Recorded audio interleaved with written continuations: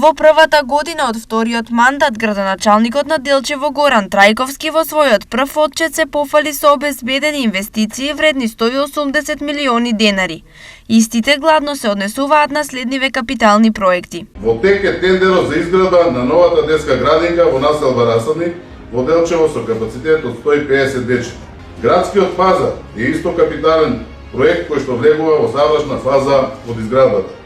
Почна изградбата на друг капитален проект, пречистителна станица за вода за пиење со придружни објекти, лабораторија, фотоволтаична централа во рамките на имплементацијата на големиот проект за подобрување на водоснабдувањето во Делчево. Во останатите проекти клучни во отчетот на Трајковски се инвестиции во реконструкцијата на водоводна и патна инфраструктура. Градивме нова улица во централното градско подрачје во Делчево во должина од 370 метри.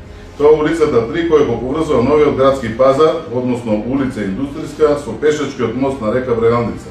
Комплетно го рехабилитиравме полскиот пат кон село Вирче во должина од 1320 метри. Наскоро ќе започнеме со реконструкција на улица Ванчо Прке во населбата Втори район во Делчево.